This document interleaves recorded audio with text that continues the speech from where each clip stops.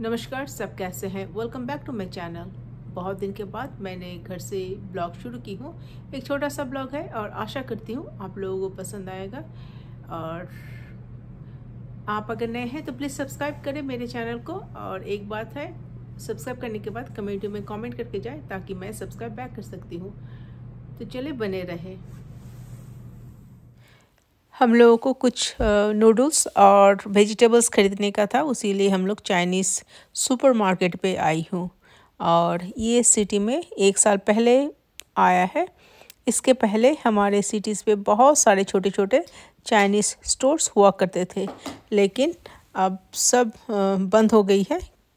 और जब ये स्टोर खुली हुई थी तब सब चीज़ बहुत चीप में सेल करते थे, लेकिन अभी सब छोटे छोटे चाइनीज़ स्टोर बंद हो जाने की वजह से ये लोग अब अपना प्राइस हाई करना शुरू कर दिया है। और जब प्राइस लो थी तो सब कोई छोटे छोटे और ग्रोसरी स्टोर पे, चाइनीज़ ग्रोसरी स्टोर्स पे हम लोग जाना बंद कर दिए थे। और जब अब सब चाइनीज़ वो सब स्टोर्स मार्केट में नहीं रह सका तो अब ये लोग क्या किया, अपना प्राइस धीरे धीरे हाई करने के लिए शुरू कर दिया है।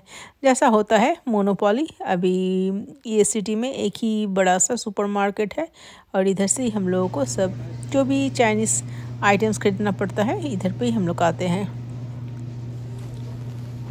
यूजुअली हम लोग जब चाइनीज़ ग्रोसरी स्टोर पे जाती हूँ, वेजिटेबल्स के साथ नूडल्स तो मिल ही जाती है, लेकिन इस बार ज़्यादा वेजिटेबल्स मिला नहीं है। जिनमें मैं ढूंढ रही थी भिंडी और बैगन, दोनों ही नहीं थी।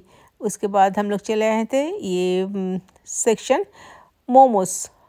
पैकेट में ही पूरा मोमोस मिलती है। जब जस्ट घर पे लाकर पानी में बॉईल कर दो, गर्म पानी में, और मोमो तैयार है। नहीं तो स्क्रैच से मोमो बनाने में बहुत समय लगती है। हम लोग इधर पे थोड़ा सा समय ली हूँ। और ये स्टोर इतनी बड़ी है, मैं इधर पे बहुत समय तक बहुत सारे मसाला वगैरह ढूंढते ही रहती हूँ। स्पेशली सूप जो मिक्स रहती है, सूप पेस्ट, वो भी मैं लेती हूँ। और अब हम लोग चेकआउट करके निकल जा रही हूँ। और सोया सॉस मेरे घर पे ख़त्म हो गई थी, तो मैंने बड़ा सा एक सोया सॉस ले ली हूँ और आशा करती हूँ बहुत दिन तक ये सोया सॉस चल जाएगी। और अब हम लोग बाहर निकल रहे हैं बिल पे करने के बाद।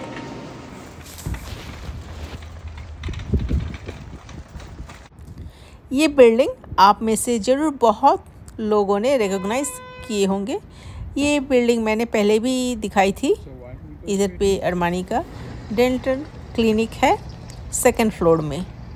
और आज अरमानी का दांत क्लीन करने का डेट था, उसीलिए हम लोग लेकर आई हूँ।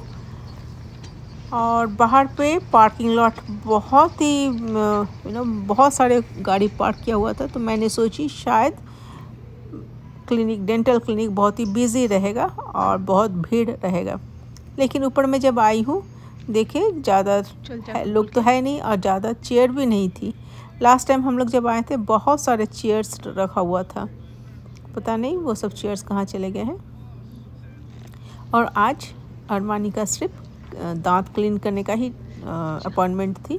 Hopefully within half an hour में कंप्लीट हो जाएगी और उसके बाद हम लोग घर जा सकते हैं। और देखिए, मैंने जो बोल रही थी, बिल्कुल भीड़ नहीं है।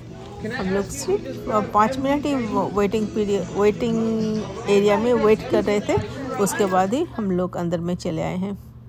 और हाइजीनिस्ट 30 मिनट्स में ही पूरा काम कंप्लीट कर दिया और हम लोग घर वापस आ गए हैं।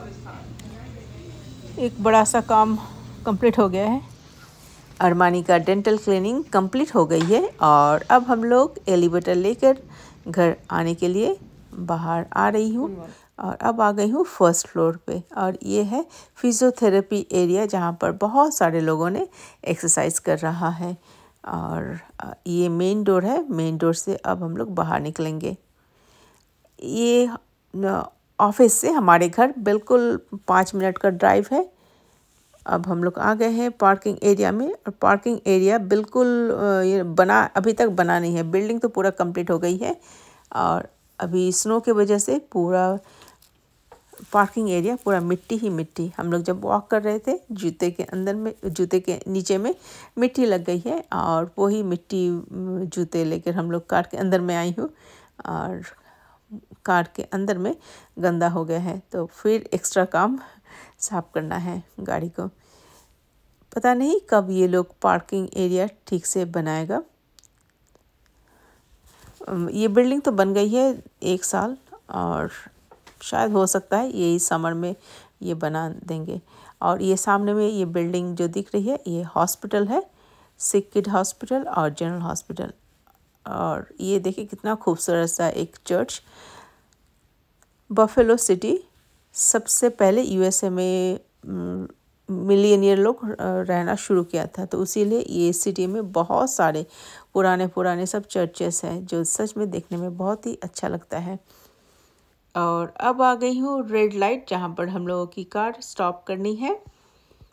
और राइट हैंड साइड पे जो ऑरेंज कलर की ऑब्जेक्ट के सामने में जो बिल्डिंग है ये एक सब स्टेशन है नॉर्थ अमेरिका में। और एक चीज़ है पुलिस के व्हीकल या एम्बुलेंस ऐसा सायरन बजाकर जब आते हैं हम लोगों को सेफ होकर राइट लेन पे चले जाने पड़ता है, और नहीं तो जहाँ पर भी हो उधर पे सब व्हीकल स्टॉप हो जाती है और उसके बाद इमरजेंसी व्हीकल धीरे धीरे निकल जाते हैं अपने रास्ते बनाकर। वही सामने से देखे पुलिस की कार निकल रही है। ये सिस्टम बहुत ही अच्छी है, मेरे ख्याल से ये रूल बहुत ही बढ़िया है।